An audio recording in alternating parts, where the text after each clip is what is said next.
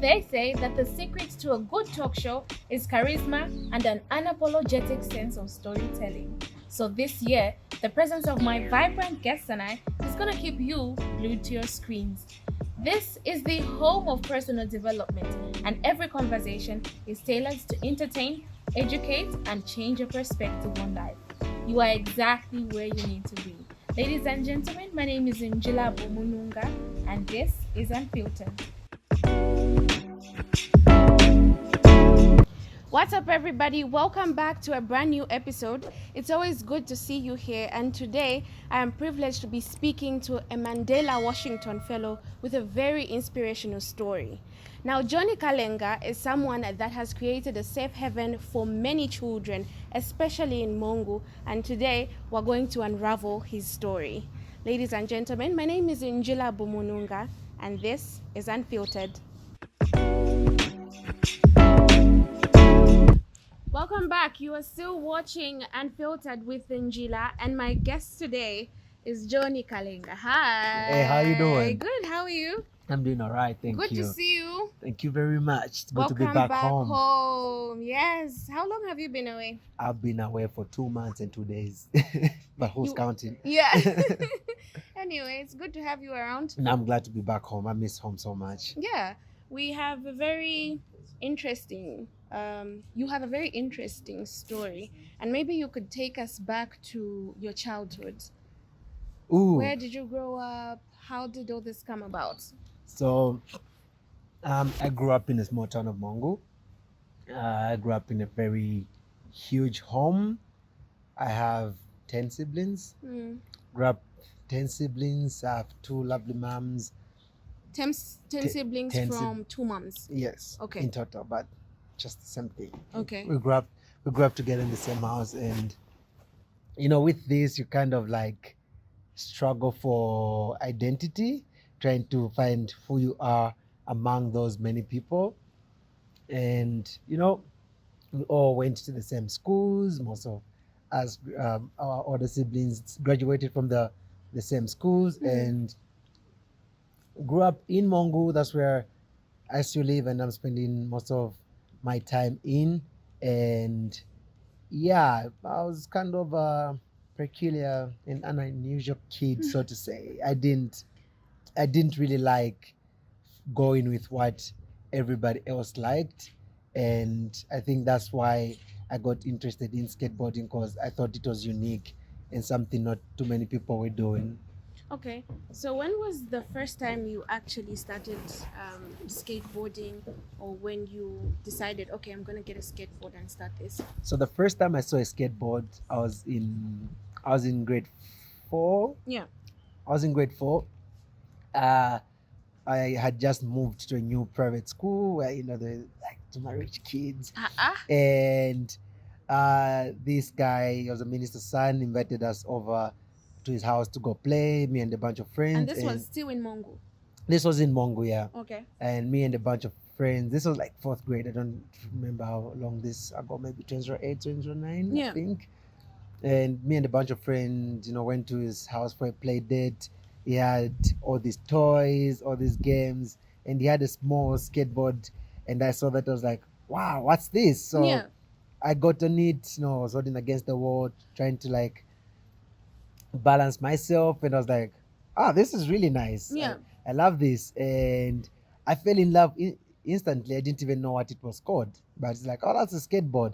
So I fell in love with it instantly, and ever since then, until probably like 2 years or 4 years later, that's when I saw a skateboard again, because in Mongu they're not so popular. And when I saw it a couple of years later, I decided like, I want to learn this. I want to learn how to do this, but still I couldn't afford a skateboard on my own, and they were still expensive. So, excuse me, I started learning how to skate using this guy's skateboard, and I'd always walk a couple of minutes, maybe 30 or 40 minutes to his house, play a bit, and go back home. And in that time, I'm just like, trying to look out if my dad is driving anywhere nearby there, because if he sees me so far away from home, it's gonna be a problem. Then I'm getting an ass whooping for real. Yeah. So around 8th grade, this is like 2014, I finally, my dad was transferred to another town in Luansha, and I went to visit him there, and I met this pretty good friend of mine, Gabriel. He had a skateboard in Luansha, and he taught me my first ever skate trick, and I was so excited and just looking forward to going back to Mongu so that I can go show people that, oh, I learned how to do my first ever, Yeah. skate trick. So on my way back to Mongu, I got involved in a car accident, and I ended up spending 3 months in the hospital. My leg was broken, and I was told, I could never skate again. And that kind of broke me because I was super excited to going back into skating. I just like, started figuring out what it really is, learning my first trick, and that kind of like hit me. So me spending 3 months in the hospital, a broken leg, and being told never to skate again. My parents didn't love skateboarding. I couldn't afford skateboarding, so it was just like, And also in a Zambian setup, I don't think it's something that's very normal. no, it isn't. It's such an unusual sport, and not so many people, are for the idea of skateboarding, and this is why you really kind of need to work extra hard and show them that it's not just about skateboarding, but it's beyond skateboarding. So that's kind of like the trick. And then eventually, when I got released from the hospital, I was getting this special treatment from my rent, Yeah. and they'd give me extra money to carry at school and this special attention, Yeah. because like I was just healing from a broken leg, Yeah. and I saved up that money to like buy my first ever secondhand skateboard. Yeah, you And never gave up, did you? nah, there is no giving up in my vocabulary. Like, I bought that skateboard, and I started teaching kids how to skate. Yeah. And that's where pretty much it all started from there. Now, my interest is you saying you started teaching kids how to skate. Why? First of all, because this is something your own family did not really accept. And now you are not only doing it in your own household, you are taking it outside. Why did you feel that other kids also need to learn how to skateboard? I mean, to me, pretty much, I felt like it was important because the lessons that skateboarding gave me and taught me in life was something that I felt like couldn't be kept just to myself. As you see, because of skateboarding, I conquered my fear of like, getting over skating on a broken leg and healing from that. And because I was pretty much the only person doing it in my hometown, that means, it gave me this confidence boost, and I felt unique. And just the love that I had for it, I felt like this is something that needs to be spread, and this is something that other people need to feel. And being the only skateboarder in town, honestly, it was kind of boring and it was lonely. So I felt like, I need to spread the love. And because other parents were not going to accept this, we're still doing, we're still trying to skate in secret, and a lot of people are against it, like, no, you guys, stop doing this, you're gonna break your bones and everything like that. And just the perseverance that skateboarding teaches you, these are very important life lessons that anybody needs, to be honest, because there is no way you keep on falling down and you keep on getting back up and trying the same thing. And that's a principle that can apply to anything in life. Anything you want to achieve, no matter how many times you're knocked down on the ground, you keep on getting back up, I guarantee you it's gonna become a success. And it's because of the lessons that I learned when I was young through skateboarding that I'm applying in my life today. Things are working out for me the way they are. And I'm very confident they're gonna work out for these kids that I have taught to skateboard. Because the kids I used to teach back in 2016, when I was away in the US, they were the ones that were running the skate park, and they're teaching other kids. And this is something that needs to be passed on. And eventually, my parents just came to terms, and they started supporting me through this whole thing. Because And now that you've mentioned your parents, do you feel like it gave you the sense of identity that you felt like in the home you need to struggle to be outstanding? no, for sure, it really did. Because everybody, there's always the smartest kid in the house, there's always the nicest kid, there's always the one that listens, The clean and one? Yeah. everyone has these titles. And to me, when I picked up skateboarding, it kind of gives you that feeling of rebellion, and I was kind of rebellious, and it kind of pretty much taught me like, you need to do you, and you only need to focus on you, whatever other people did, that was for them. And you know, you need to kind of have confidence in yourself. If one of your siblings are doing better than you in school, and your parents are kind of comparing you, it's like, all right, that's okay, that's them. But guess what? I have skateboarding though. Yeah. None of them can ride a skateboard. That's like on me. So it was pretty much something that I kind of picked up from, and it gave me, not only in my household but in my whole town, it gave me this unique identity. Because you know, when they ask Johnny, which Johnny, the guy Johnny with the must skateboard, skateboard. yes, Johnny my skateboard. That's how it pretty much was. Yeah. And fast forward to you creating the We Skate Mongu. How did that go? How did that come about? When did you say, okay, we need to come up with an organization? So pretty much, we skate Mongo started as a Facebook page. So I was teaching kids how to skate in 2017. I had one skateboard which I bought from my friend, and my class kept on growing. So from 10 kids, it was about 20 kids using one skateboard. And you just know, when you're waiting for your turn to skate, the wait becomes even longer, and the kids were getting tired of waiting for their turn to skate. So they came up with a creative way. They made their own boards from planks and suitcase wheels, and they decided that they're gonna skate this. Uh, you know, the first time I saw a kid with a self-made skateboard, that really motivated me, and it inspired me to kind of just like see how much influence you have on people. That's something that's humbling and life changing. So when I saw how bad these kids really wanted to do this, I kind of felt like it was my response. I introduced it to them because you see, skateboarding is like a virus. So you first create, the virus, then you need to find the antidote. And this is why it's easy to kind of influence people in skateboarding. Because if I get someone addicted to skateboarding and I tell them, if you don't stop insulting, you never skate again, for sure that they're going to stop insulting because they want to stop. And I've kind of used this logic with, I don't want to say junkies that have come through my skate park, but these naughty kids that have come through my skate park, they want to cause trouble, but they want to skate also. I'm like, listen, you pick one. It's either you want to fight with other kids or you want to skate. There is no two ways. So after these kids created these self-made skateboards, I started taking pictures of each kid that I used to find with a self-made skateboard. And September or August 17th, I woke up, I was laying in bed, and I was going through my phone and I was looking at these pictures, and I told myself, like, this is so inspiring. The world needs to see this. So I went to Facebook. I was like, I don't want to post it on my personal page. I need to come up with a name. And I'm thinking, okay, the community that I teach kids how to skate, to me, represents family. And I was like, what would be a name that is suitable for togetherness?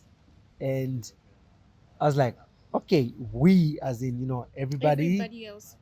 skate. So we all skate. And where are we from? We're from Mongu. So that kind of acted like the first three letters of we skate was like west, like for Western province. So that's how I came up with We Skate Mongu. I made a Facebook page, posted the pictures, and a week into the Facebook page, I had a text message from this guy who was traveling around Africa skateboarding. So he was from Morocco. He has been to like different 24 countries with his skateboard. Yeah. He came to Mongu. It was like, I want to skate to Mongo. We took pictures. These pictures, like, boosted our visibility online. And in 2019, I met a brother whose dad was born from Mongo, but he was born in the UK and just looking for ways to help his native town, Mongo. So he went to Google. He searched skateboarding in Mongo, and boom, our page came up. So I remember he used to text me. His name was Kingsley Ngenda. Yeah. So he used to text me, and I was like, I didn't have a phone by then. And I was like, who's this guy that keeps on texting me? And I opened his messages one day. He's like, hey, my name is Kingsley Ngenda. I'm from the UK. My dad was born in Mongo. I've been looking for ways to help Mongo. Ironically, I skate too, and I want to gather up donations for you guys, bring them down to Mongo, and meet all the lovely kids. So later that year, he did that. So when he was coming throughout his whole journey, collecting donations and everything like that, he made an Instagram page and a YouTube page called Leozi Skateboarding. And with that, he was pretty much documenting what he was doing as he was collecting all these things. And I had a chat with him. He started like telling me like how big Whiskey Mongo can become. Like Yeah. in my head, it was like, okay, I want to build the skate park, then boom, that's it. And it was like, well, this can become a real organization because there's many skateboarding organizations that are doing the exact thing that you're doing, but you're even doing more. And I didn't even know, like, social skateboarding projects are a thing. So he exposed me to these different organizations, and he helped me get an invite to a skateboarding summit in South Africa. So when I reached there, I got more familiar with social skateboarding projects, and this summit was pretty much teaching us how to run, social skateboarding projects. And I networked with so many people. And when I came back, I decided that I want to register my organization as a nonprofit organization. And that's pretty much where the idea of it becoming an organization came about, because I felt like I could do so much more with it rather than just being kids skateboarding, but it being formalized. Now, I understand that at the time you had over 200 children. Mm-hmm. Did the money that Kingsley raised help with also providing each one of them with skateboards, or they continued with the planks and wheels? So pretty much he didn't raise money, but he reached out to his community and asked anyone who has a skateboard they don't use anymore, can you please donate to this? I'm collecting gear and equipment to take down to the kids in Mongu. And he raised some money for himself to travel all the way from the UK to Mongu. And by the time Kingsley found us, we had like a class of 30 to 60 kids. He brought in more skateboards, and that's the most skateboards we've ever had in Mongu. And this class grew bigger and bigger, and we continued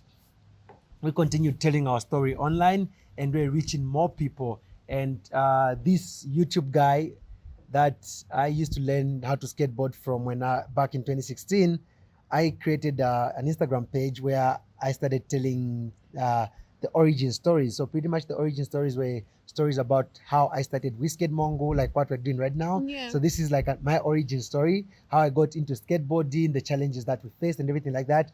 And along the way, I was tagging the people that influenced me, motivated me, and encouraged me to keep going. So I tagged this guy. His name is Aaron Cairo. I tagged him. He has like 5 million YouTube subscribers. He has almost 700,000 Instagram followers, and he started noticing our story. So we posted one of the stories, and he started posting the stories on his Instagram, and more people started knowing about Whiskey Mongo internationally, and more people were familiar with what we were doing, and more people wanted to help. So through all that exposure and the projects that we were doing, I remember through this exposure, we did a project with Shredcore, Solid NJ, and Soskate. We were able to give away 200 pairs of shoes to kids because someone had seen me on this guy's YouTube and is like, oh, I love what you're doing for the kids, but I've noticed your kids don't have shoes. Do you want us to work on a project where we provide shoes for them? And we did this, and those people kept on sending donations, and the class kept on growing bigger. And at this point, we needed our own space because it was getting very dangerous to skate. And imagine 60 kids are seated in the roads, in the drainage, and they're waiting for their turn to skate, and people are passing, cars are passing. Yeah. So it was getting really dangerous. And at first I thought, we need a space, but at the moment we couldn't afford the skate park. So I decided to talk to my former high school, and they gave us a space to use. One of the basketball courts, would always go there and do skateboarding lessons. But for some reason, some of the teachers that didn't like me back in high school were kind of against this. But of course, because you were notorious. No, it's not that I was notorious. For some reason, they just didn't want me to carry my skateboard at school. Okay. And I'll tell them it's literally the same thing with a bike, and they'll try to get it away from me, and I'm like, sir, you're not getting this skateboard. I'd rather get expelled. Yeah. So it was kind of that type of thing. But then I'm listening to all of you and to all of this, and also thinking about the power of social media. You got a documentary on CNN. How was that? When did you get the call? So that's a funny story. That's something that I can say God made possible. And just to track back a bit, to me it was pretty much important that I use social media in the right way. around this time when I was campaigning on social media about my project and everything like that, people were using social media to like, there were slayers on social media. This was around the time people were like always going to photo shoots and everything and everything like that. Yeah. To me, that wasn't important. So I kind of like structured social media in a way where it can be such a powerful tool, because I had seen how much it has influenced me and changed my life. So the CNN documentary, one day I'm seated at my sister's best friend's house, and I've tuned into CNN. It's on a Sunday morning, and a program called African Voices Change Makers comes on. I watch it, and I was like, this is an interesting program. And I'm thinking to myself, like, it would really be amazing to be on this program. Yeah. Then I'm thinking to myself, like, I want to be on this program. Then my mind just keeps on, like, manifesting and speaking things into existence. Then I tell myself, I'm going to be on this program. And for some reason in my head, I could feel it that it's going to happen. Yeah. I didn't know when, but I could just feel that eventually it was going to happen. So a week or two, I'm not really sure, I'm on Instagram, and I check my message request. I receive a message from this guy called Bruce. He's like, hey, my name is Bruce. I'm a freelancer.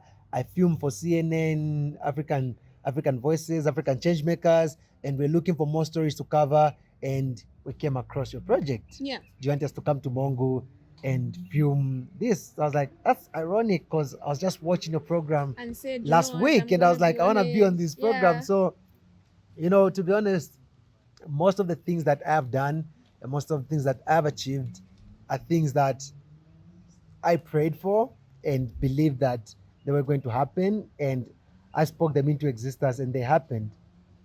Because the skate park, I told myself when I was 16, that was back in 10th grade, I said, oh, I'm going to build the first skate park in the country.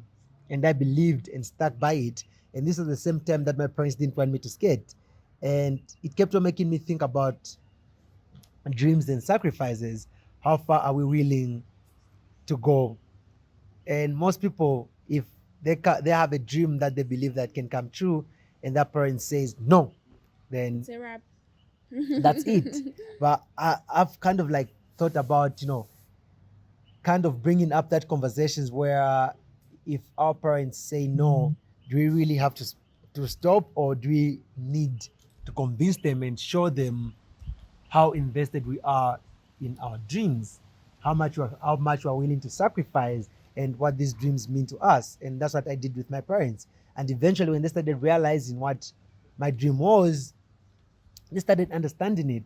Because to parents, it's not about they're not supporting Africa. So I feel like there's a misconception about African parents. Yeah. It's not that they don't like supporting our dreams. It's just that they Don't understand it. not even that they're scared of us to fail. You see, the way we grow up in African homes is they keep us in a shell. If your sibling is very smart and they're always passing in class and everything like that, then parents are going to decide what that person is going to study in university, medicine, engineering, law, and stuff. And if you're kind of average, they're going to say, like, they're trying to find something that's going to be safe for you. They're going to send you to go do nursing or teaching, something that they feel like you can achieve, but it will be comfortable for you, and not, they try to keep us not to dream too ambitious, because they know how much you need to sacrifice, and when you're chasing your dreams, you're going to fail so many times. And it's kind of different from like the Western side. The Westerners, they're going to let you make mistakes, because that's how you learn. The more you make mistakes, that's how you keep on getting back up and doing the right thing. Because this time you're not learning from you're learning from your mistake. You're not starting from scratch. You're starting from experience. And that's why you see that in an African home, when these kids go astray and they make a mistake, it's kind of like the first time for them. So they'll keep on making these mistakes because they haven't had a chance to learn. So if we can convince our African parents and actually show them that we are much more capable than this box that have put us in, then I feel like they'll be much more comfortable in letting us follow our dreams, because it just doesn't happen in African homes though, because in other Western homes too, it's like dreams are kind of something that many people are scared to follow and are scared to sacrifice, because trust me, they're not something that easy to attain, but with consistency, perseverance, determination, and belief, faith, trust me, you can achieve anything that you want to achieve. And this is what I want to instill in the kids that I teach how to skate. Fantastic. And you, still on the issue of social media and how it's impacted your career, you went viral because you were friends with a scammer and you got arrested. How was that story? Were you involved in scamming people? What was really going on there? I mean, pretty much not to dive deep into it, the day that I needed my phone fixed, the guy knew where to fix my phone cheaply. Mm-hmm. I put gas in the friend's car. They drove me to town to go get the phone fixed. I had to go to the airport to pick up a bag. On our way back from the airport, after I picked up this my friend's bag, we needed to drop him somewhere. When we dropped him somewhere, the police showed up and they arrested everybody who was with him. They didn't ask any questions. I was detained for 4 days. They didn't get my statement once. They didn't ask why I was with him. And they knew who they were looking for. Maybe it was just part of their investigation why they were arrested, but I And don't what does know. that make you think about the justice system? Because I know all of us have something to say about the police. For some of us that work closely with them because you want to get news stories, it's a different scenario. And for the ordinary citizen, it's also a different scenario. What do you have to say about that? This is 4 days of you trying to get them to listen to your statement and nothing happened. And when they actually did, how was it? So I feel like most police people, they are power hungry and they're always trying to prove that they are the bigger person. You cannot talk to them properly, and our system is just kind of weak to implement things that are supposed to be implemented. Because you see, the systems that have been put in place compared to the Western system, you cannot detain someone without giving them the phone call and everything like that. They didn't even allow me to make a phone call. So the only reason why my family knew I was arrested is because the police posted what they posted. And it was just me willing not to sue them for what they did that I didn't. So it's kind of pretty much something that Zambians don't take seriously, and most of us don't know our rights. We can blame the justice system, but the only reason why the justice system is doing what it's doing, it's because people don't know the right thing it should be doing. Yeah. People don't invest in reading. They don't want to learn about their rights. They don't want to search about their rights. And everyone feels like, and that's why the police feel like they can push everyone around. And eventually, after my lawyers showed up, the police were panicking, trying to get my statement and everything like that. No, like we always knew I was innocent, Come on. and we're just trying to do an investigation and everything like that. And to me, I was just like, Namuncho Shakale. right, this is so stupid. So I was like, I don't wanna, entertain this energy any longer. So I just kind of like not going to sue At the time that anybody. we all started hearing of you, that scandal had already passed. We had known that you skateboard. We knew what you were doing, and you started making a name for yourself. And then one time we are seated and we see. At first, I started following you, especially on TikTok, and you Yeah. post vlogs with your girlfriend. And the next thing is your girlfriend is being lifted by Mr. Mainga. And Mainga is someone that is known as a womanizer, right? So now all of us are saying, but that's Johnny's girlfriend. And this is a topic that you didn't really touch on. You never said anything about it.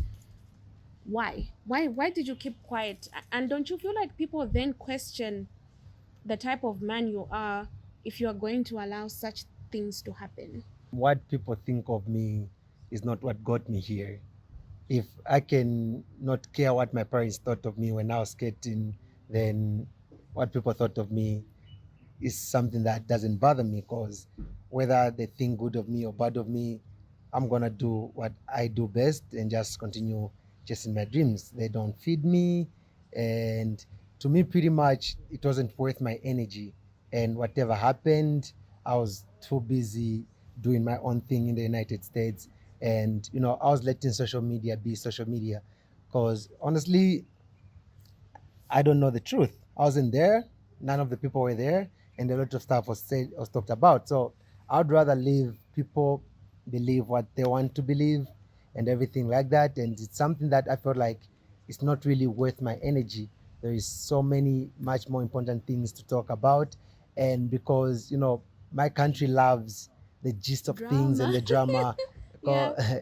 Yeah, even like recently there was a fake story of, oh, Steve Harvey got cheated on his wife, and Zambia is much more invested in that than the Americans were. Like the whole time I was in the US, I didn't really hear stories or drama like the way Zambians make these things blow up. And I feel like there's so many useless things that we give attention to. And for me, I just choose to be like, let the kids play, let the kids have fun. But what's the situation there? Are you still with her, or is this still something that you I don't mean, want to address? for me, whatever I say is not going to be important to people that believe what they want to believe, and this is why I'm not going to give it energy. I'm not going to address it, because that just pretty much gives it power. It's an irrelevant situation, very irrelevant to me, because whether this happens, my life doesn't stop moving. I'm still going to do great things. This is only the beginning for me, and it's something that I don't like giving importance to, because my words can easily be twisted, and people are going to say like, oh, he said he's with her, oh, he said they broke up, even though I haven't said anything, because whatever I've said so far, people have taken it in a way that they want to take. But like I have said, I have so many things to give energy to, and this is just a story that I'm going to let be a story. It's irrelevant. It doesn't even not supposed to be talked about, but you know I guess it is what it is. It is what it is for real. And let's talk about the Mandela Washington fellowship. How did you get in? And how does it work for someone that's listening and wondering what is this Mandela Washington? So pretty much, the Mandela Washington Fellowship is a prestigious fellowship that requires a lot of effort and community work on an individual level for people who are social change makers and driving change. It's not easy to get in, but pretty much it's about the person who's applying and how much they believe in themselves and how much they have done. And so this fellowship is hard. It's so hard to get in that it has a lower acceptance rate than Harvard University. Ooh. You have more chances to get into Harvard University than picked for the fellowship. Yeah. So let me just give a bit of numbers. There is over 150,000 people who apply African-wide, and that of over 100,000 people that apply, only 700 people are Okay. chosen Yeah. in Africa. And from those 700 people, maybe in Zambia, let's say 5,000 people applied, and from the 5,000, they're only choosing 25. Mm. So it's a fellowship that you need to demonstrate your work in the community and the goals you have and aspirations, because it's trying to connect people who are in African countries to work firstly with themselves and then create that bridge between themselves and the Americans, so that they strengthen those partnerships together. And if someone is feeling confident enough, if they're feeling like they're doing amazing things and they're helping their community, not just running nonprofits, but if they have businesses that can change the country and everything like that, I would encourage them to apply. Let them tell their story, how far they have come, what they aspire to be, how they plan to change the country and everything like that. Then hopefully they can get picked for the fellowship. Well, how would you say this fellowship has changed you? Has it changed you in any way, shape, or form? Yeah, definitely. I feel like I'm more experienced and exposed to things now, how systems work, and seeing how other things abroad work. It kind of changes your perspective, what people give energy to, how communities are supposed to operate, and there is so much that we can be doing as a society and just the country at large. There's some, like, especially for the young people. I believe the young people have so much potential to do stuff, because you see, like, the podcast that you're doing right now, it has potential to be something that's very big, and it being run by young people, it's something that's very good. So the fellowship, being in the US, it gives you a chance to be in the US for 6 weeks at a university, and that university is teaching you how to run, let's say, organization. Then it's taking you to networking events, to meet people, Yeah. and just expose you to different people. So it really kind of changes you. You don't see life the same anymore. And lastly, what should we expect from you before the year concludes? Ooh, big things are coming. We're trying to be better than we were yesterday. It's about us, and we're planning to do more skateboarding events, more charity events, to try and get more skate parks built around the country, and just grow with Skate Mongu at large, and just be great. It's all up to God now, and I believe God has got us if we believe in Him. So there is more to expect from Skate Mongu and the skateboarders in Zambia in general. I wish you nothing but the very best. Thank you very much. So there you have it, ladies and gentlemen. You have been watching Unfiltered with Njila. This is where I say my bye-byes. It's been an absolute pleasure. See you again next week, same time, same place.